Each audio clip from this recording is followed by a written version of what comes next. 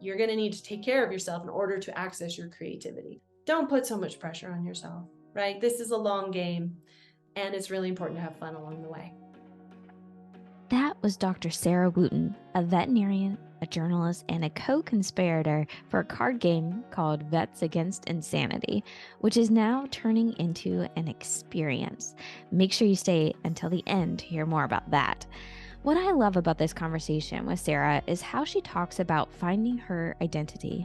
She had to learn what it was not first, through fears, cyberbullying, and more. Once she learned where she did feel like herself and could thrive, she wanted to take others on a journey full of fun as well. Here is Dr. Wooten. When did you know you first wanted to get into veterinary medicine? It's not like when I was a kid, right? When I was a kid, I wanted to be Indiana Jones. Oh, Definitely nice. wanted to be Indiana Jones. So when I got to college, my freshman year, we all tend to be planners and a little neurotic and perfectionistic in all our ways. And I was like, I got to figure it out right now. I'm either going to be an archaeologist, or maybe I'm going to write novels, or maybe I'm going to be a veterinarian. Because when I was growing up, our veterinarian was basically God to me. I think I worshiped at his feet because I just thought he was so amazing, right? And so, of course, when you have that experience in your formative years, you're just like, well, yeah, of course, that's what I'm going to do. So I picked it my freshman year and been with it ever since. Yep. I completely relate to the whole neurotic goal planning. So, yep, got that. So you went to UC Davis. So Yeah. you actually moved a little ways, right, for vet school? Actually, I am Californian. I am from Oh, California originally. I went to undergrad on the East Coast and then came back to California. oh, Um, so you can move. and yeah, I went to Davis there. I was class of 2002. How was vet school for you? For the most part, it was great. I mean, I look back at my photos from this. I was just looking at some of them the other day, and I'm like, look at that little girl. She was having a really good time. But, however, saying that, it was really challenging. It was so much more challenging than any other academics I had done before then. And at Davis, when I was going through, they made winter quarter sophomore year the hardest of like all 4 years. And the idea was, if you can pass this, right? Because it was like repro and path at the same time, and you're learning all these new words, and you're like, I don't even know. But if you could do this, then you can be a vet, right? During that quarter, I actually had my very first panic attack ever. And I didn't know what was going on. I thought I was having a heart attack, right? I'm just like this little kid. Turns out, no, it was just a panic attack. So yeah, that was pretty hard. You had built your identity upon high grades and academic achievement, because that's what I was good at, right? And then you spend your whole life like being smarter than everybody else, and then you go to vet school and everybody is as smart or smarter and more driven than you are, and then suddenly you're like in the middle and you're like, what is my identity actually built on? I don't even know. So that was really challenging to kind of like deconstruct that part of myself and actually like be okay. Like I think I got a C my sophomore year in that same quarter in clinical pathology. It was like this little 1 unit class that was open book test. Those are sometimes the hardest. I know, right? And I was like so like happy to get A's in the other things that I saw the C, and I was like, well, whatever. And now I think about it, it doesn't matter at all, like at all, at all. But back then it was a really big deal, right? It was pretty for me. Other than that, it was pretty straightforward. I do remember, however, when I was in my senior year, and there was a in heat Bernese mountain dog that came in for a spay, and it got assigned to me. And I don't know anything, right? I've been through one spay, a team of 3, and I'm just like, do, do, do, do, do, do, do, do. One of the ligatures slipped off of the spay pedicle. It was like bleeding, right? And I was like, I don't know what to do. I don't know what to do, right? And that felt like that was kind of a turning point for me as well, because I remember the surgeon, he kind of came over and he's like, well, what do you do? And I was like, No, I'm the student. You have to show me. And so he was like, suction, assistance, all this stuff. And he like just went in there, was like, and cleaned it up in 2 seconds. And I was like, well, I don't know how much I actually learned from that, but thank you for fixing my problem. And then that led to some issues in my first couple of years as well, right out of vet school. And it's funny how this stuff kind of snowballs on itself, you know? This is good. I really appreciate addressing our identity in vet school. This is a really common problem. And I've always thought about being concerned with where we put our identity on things like that, like a title or grades. And that can be really dangerous. So I'm really interested to hear more about how you wrestled with your identity and where you kind of were able to grow and feel comfortable in who you are going forward. I feel like Lemony Snicket, because I think it was a series of unfortunate events that kind of forced me to grow. It was a bit of therapy for me to be able to uncover a lot of this stuff, because what I realized that I did once I had gotten out of vet school, kind of like joked C equals DVM is like the things that you do to make yourself feel better. Then it switched to like my identity to be able to make the most money, be the highest producing doctor, get all the cases right. And that was literally exhausting. I didn't even know how much this like narrative I was telling myself was so exhausting to me, because when you're in it, you can't see it, right? You just think that's how it is. You don't even think about it hardly. You just go through the motions day in and day out. What happened after that was there was a couple of times, because right out of vet school, I was by myself a lot, as far as like a new grad. And I had a couple of surgeries that just terrified the bejesus out of me. Whoever's listening, I'm sure you've had your own stories, but like that really kind of compounded what started in vet school. And on some levels, it was like this low level anxiety disorder where I remember dread, like, oh, what's going to be on my surgery board when I get to work? And then it was, oh my gosh, I'm going to dread it on the way to work, and I'm going to mentally obsess about it. And then it was, I'm going to think about it the night before I go to work. And then it was Friday night, and I'm already thinking about Monday. Of course, what did I do? I avoided conflict. I was like, I'm not going to do any surgery anymore. That was my solution, right? It's just like put a band-aid on it. And then it was like, no, no, no, I got to get this figured out. So then I went and worked at a humane society for 18 months or something and just did their high volume spay neuter, literally flood therapy.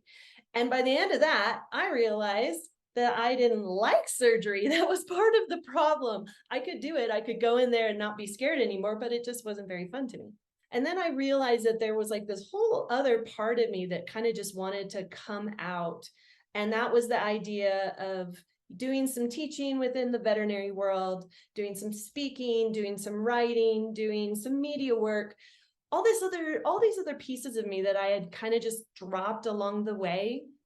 And so that's where the whole me moving into and working for DVM 360, that's where that kind of came out of. I had approached them back in 2014, and they were at the AVMA convention in Denver at that time, and I live in Colorado.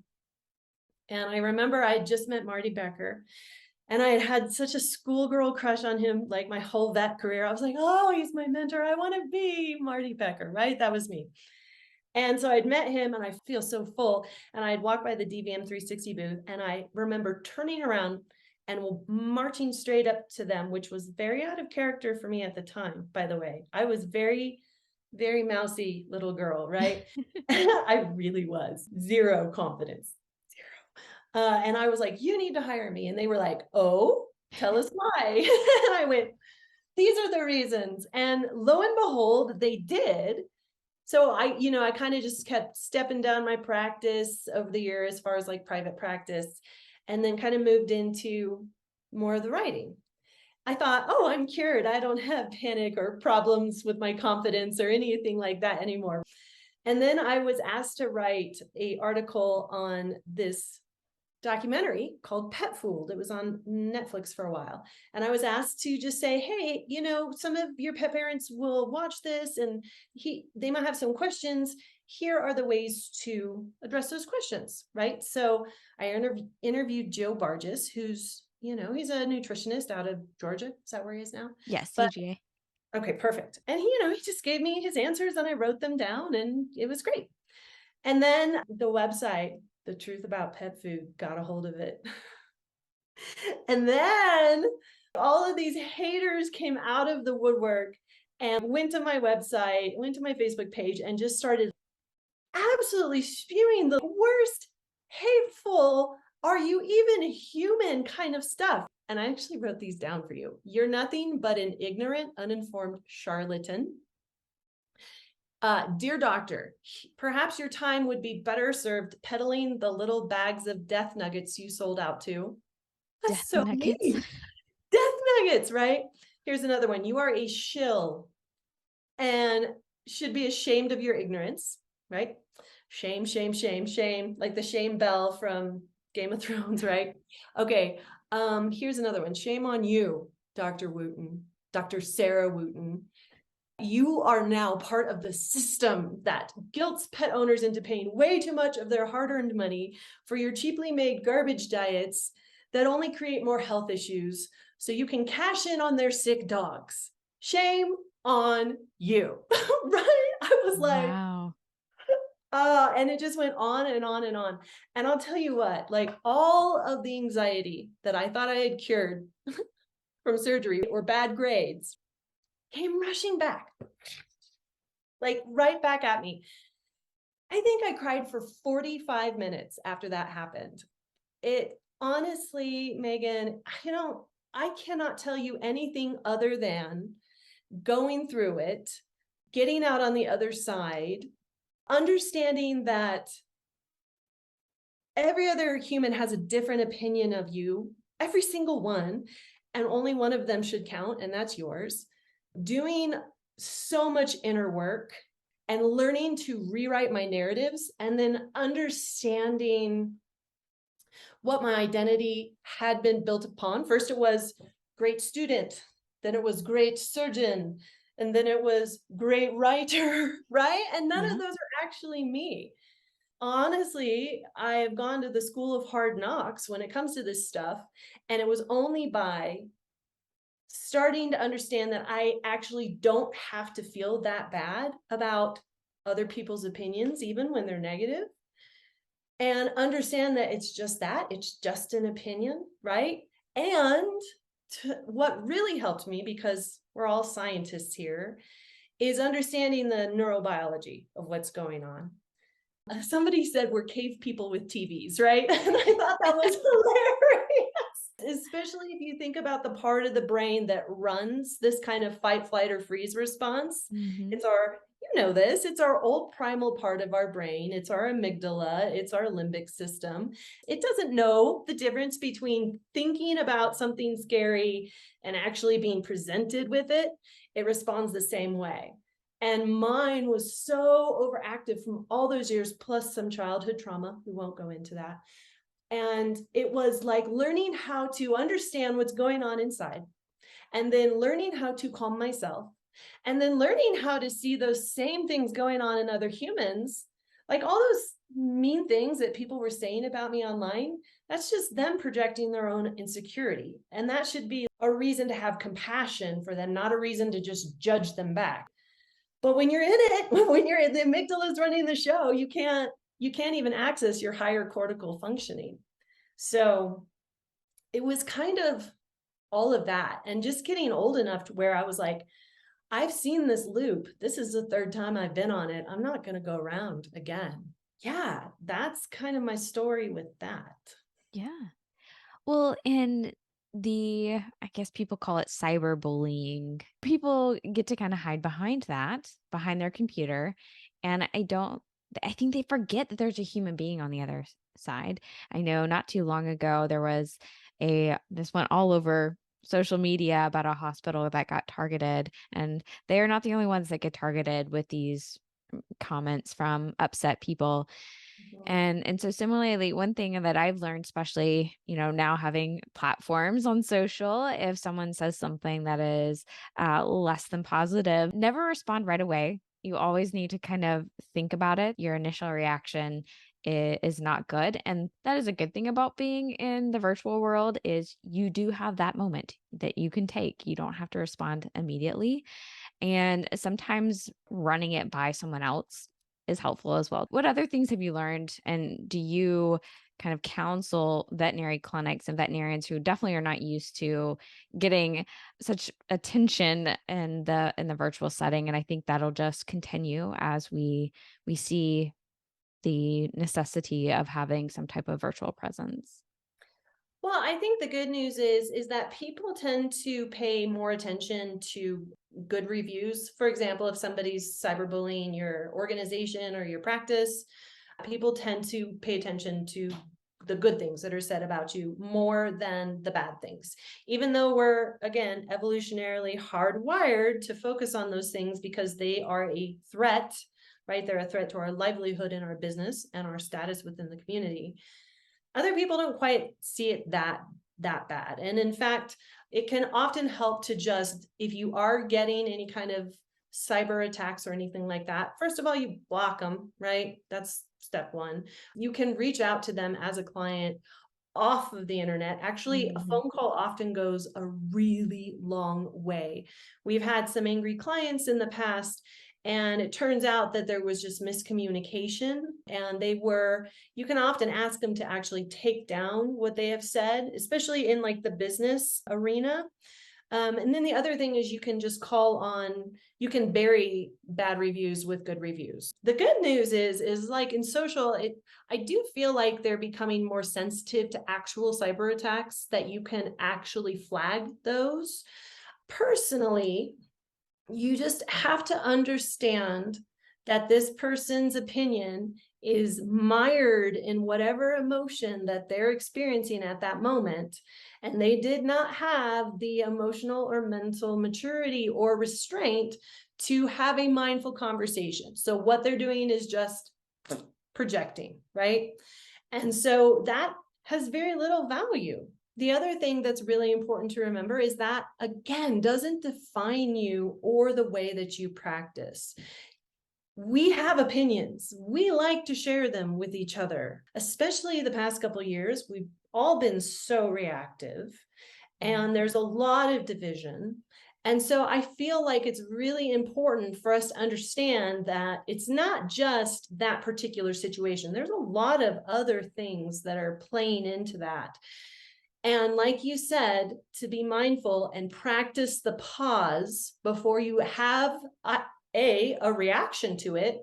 And the other thing is we often punish ourselves with feeling bad about it. I feel bad. And then it just kind of sticks there in our mind. So if you can even compartmentalize that, that's amazing, because the more space that you provide, the more perspectives and different ways that you can look at this particular situation, that's going to build different stories for you, other than everybody hates me, I'm bad, I can't do a good job. And those are the stories that tend to come first, right? And so it's by practicing that pause, you can actually get to the more mindful responses. And so some of the ways that I always talk to veterinary audiences about is breath work. I love breath work. It's so powerful because it can actually take you so you can go from sympathetic overload, where your cortisol and your adrenaline and norepinephrine, all that's coursing, right? And then you have your parasympathetic, where you have your rest and digest hormones. And with something as simple as breath work, if you get good at it, you can actually take your nervous system out of sympathetic activation and put it back into parasympathetic, which is just fascinating to me. I was in my 40s by the time I learned that. I was like, where has this been my whole life? I walked into an exam room one time, and I knew it was going to be an adventure because the technician came out of it and she was like, my gosh, this person is pissed. And I'm like, oh, fun. I'm excited. And it wasn't even my case. It was another case from another doctor that I got thrown on, because that's how this thing goes. And so I go in, I'm like, okay, I already know I'm going to start practicing my breathing before I even go into that room, because I know this person's going to project all over me. They're frustrated about something. I am the target, but I think I can weather this. So I go in and she's ranting. She feels injustice has happened and this is her story. And she's going to tell it to me. After she had just told the technician, she's going to tell it to me. So I started practicing box breathing, which is fascinating. It's not an easy technique. You have to practice it. And I would recommend practicing it before, like sitting down, because if you don't do it right, you can pass out. You inhale, you hold, and then you exhale, and then you hold. So you pause at the top and you pause at the bottom of the breath. And all of those, the breathing in, the breathing out, and the pauses are all for the same length of time. So you pick 2 or 4 or 3 or whatever. So you count in for 4, you hold for 4, you exhale for 4, you hold for 4. And you keep doing that over and over and over. And basically what that does is that sends a signal to your midbrain that the coast is clear. We can stop all the chemical cascades, no more cortisol, no more adrenaline. Then you have access up to your higher cortical functioning again. So I'm doing my box breathing and she's literally right here and she's yelling at my face. And I'm like, and in my mind, I'm just thinking, breathing, breathing, breathing. I wish I would have had this when I was in surgery, because then I could have stayed out of panic during surgery. And she gets done with her stuff. And I'm like, that sounds like that's really hard. Is there anything else you'd like to share? And she goes, no. And I think she was really disappointed that I didn't join her in her drama, right? And then I was like, okay, well, this is what I heard. Then I practiced my reflective listening. And then she gets a little calmer, right? Because this is all about staying in charge emotionally and cognitively during these high stress situations that you're going to have. And so she kind of got all spent out. And we came to some sort of agreement. I don't even remember what it was. And I leave. And the technician's like, she's looking at me like, you are so good at that. How do you do that? And I'm like, experience, my young friend. I've been in this game a long time. The client was happy. I didn't get stressed out. I didn't take my stress from being projected on by this other human, and I didn't take it back to the treatment area, and I didn't spread it amongst the rest of the staff, because I have to vent, because venting is just releasing the excess energy that feels too yucky to hold up in your body, right? I didn't do any of that. I took something that could have been really bad and really bad for me, but not other people in the practice, and just used something as simple as breath work and some mindfulness, and was able to turn it around. That's something that I want to see for every veterinary professional, because who knows what we could do, right? Be the superheroes we are. So exactly. And what I love after all of the challenges that you have gone through and that we've discussed so far, you now have embraced humor and you bring fun back to the profession. You conspired a game, co-conspired with Dr. Caitlin DeWild, who I also love and follow, a game called Vets Against Humanity, which turned into an LLC, and now it's becoming a conference. So I am very interested to hear the transition. How did that happen? So we started it back in 2017, and we initially just created a couple little cards to use as a teaching tool to help people remember the things that we were teaching better in the classes that we were teaching at Fetch. I think it was definitely CVC back then. People just went nuts for the game, and they were like, "Can you make this into a bigger game?" And I was like, "Sure." And then PBM 360 was like, "Well, we want to publish it." And I was like, okay. And so they ended up publishing like the first one, a little black guy up there, which got us in a lot of trouble. But then we rebranded the game just kept growing it. And it's funny because like the game now seems like a bit of a time capsule because we've been making like new games every year. And you can really see the spiciness of the past couple of years in the new game. I was looking through it going, why did I make this? I'm a bad person. Aw. It's just designed to people mostly buy it around staff Christmas party season is when our sales just goes crazy. They play it to laugh, right? They Yeah. play it to connect.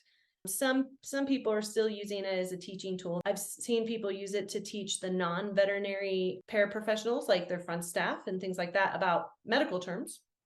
I thought that was interesting. Nice. And that was like the whole idea behind the game, was just to make it fun, right? Laugh together, laugh sometimes when you feel like you need to cry. And then last year, we just got this wild hair a little bit because we all went a little crazy over the past couple of years and decided to keep the game, but also make it an experience, like an event. So the idea was to have this little regional conference and actually have people have genuine connections by the time they leave, right? Normally everybody comes in their gang, they stay in their gang and then they leave and they have the same gang, right?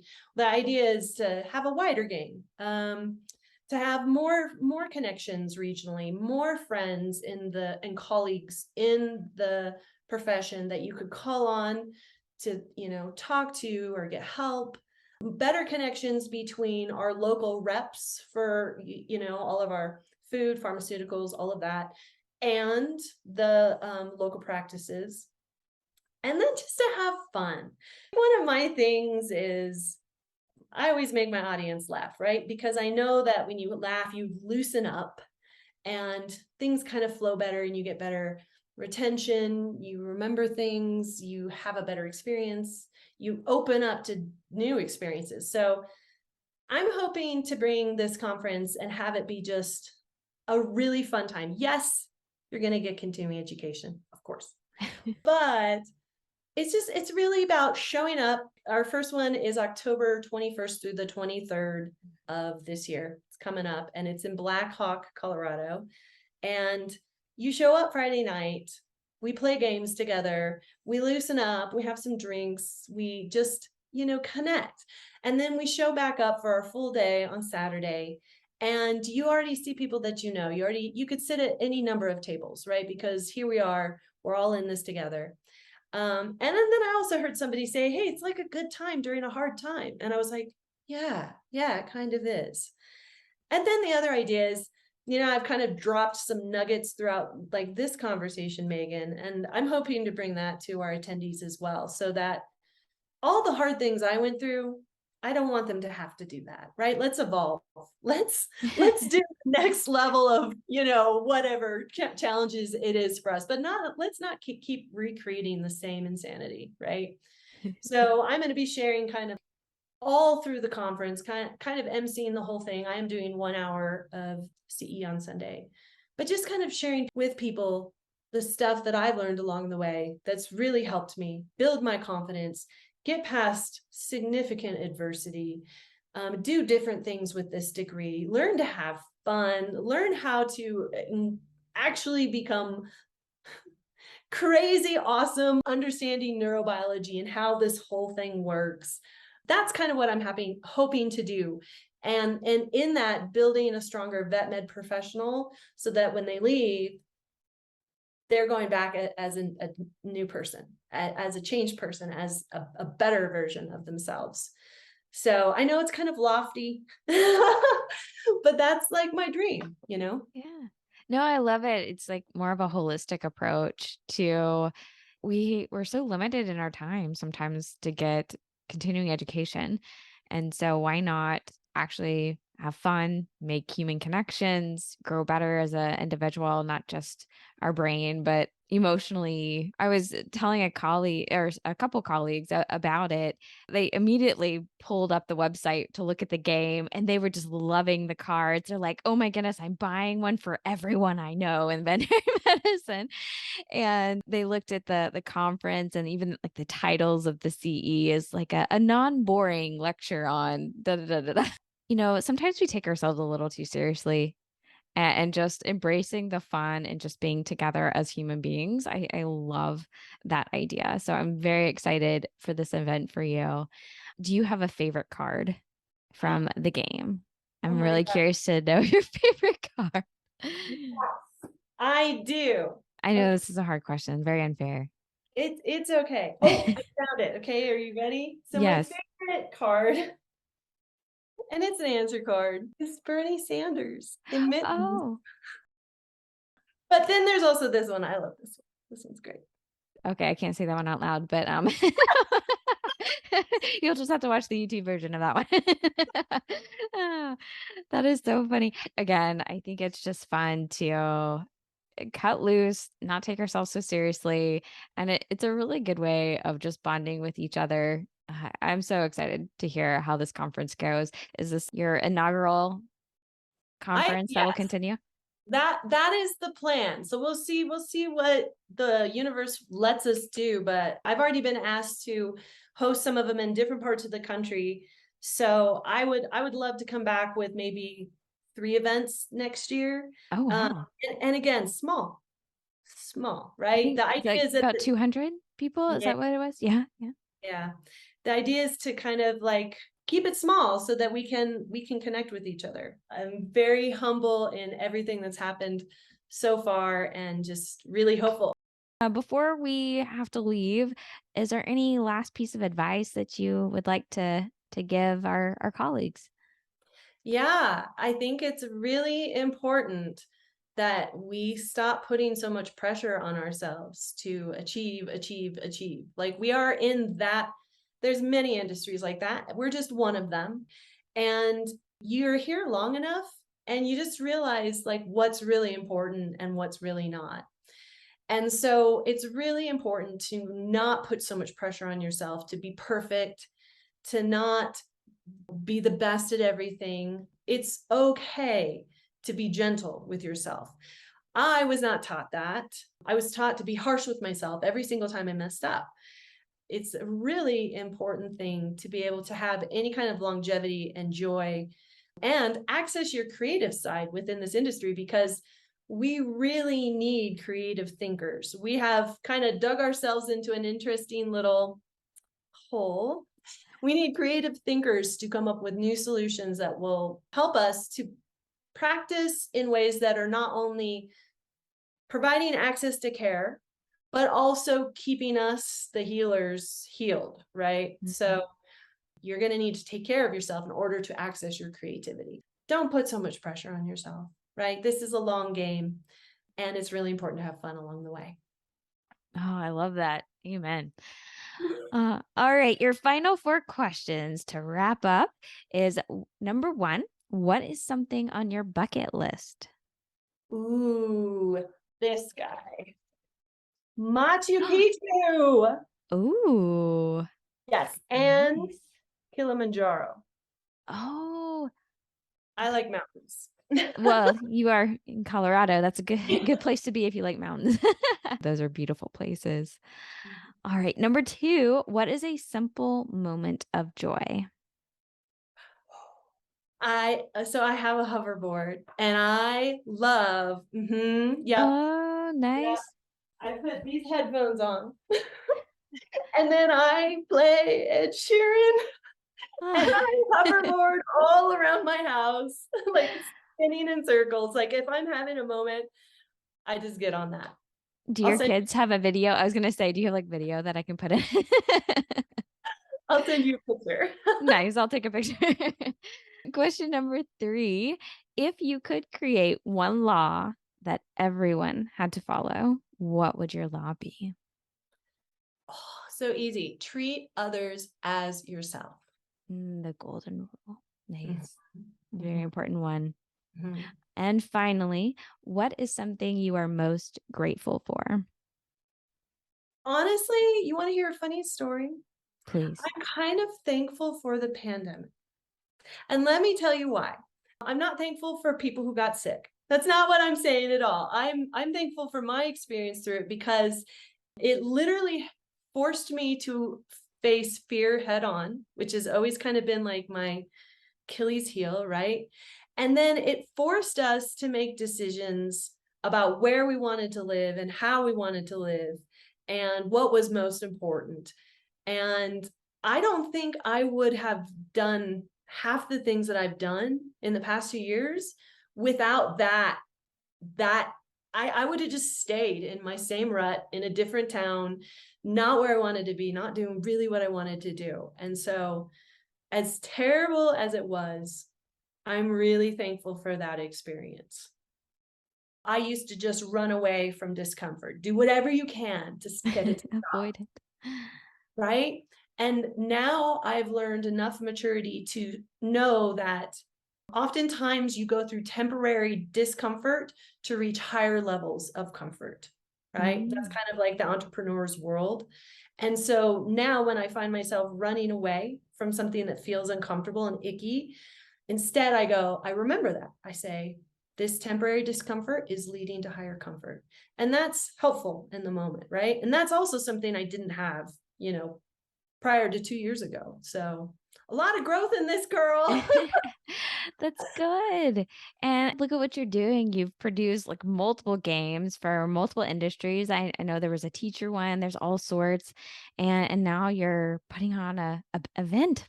How cool. We're just taking it one day at a time. So life is meant to be lived. Go out and live it.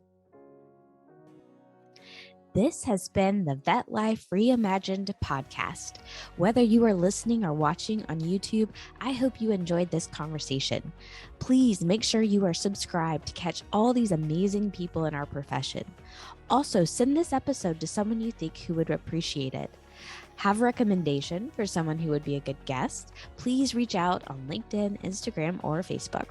There aren't that many Dr. Sprinkles. Until next time, Vet Lifers.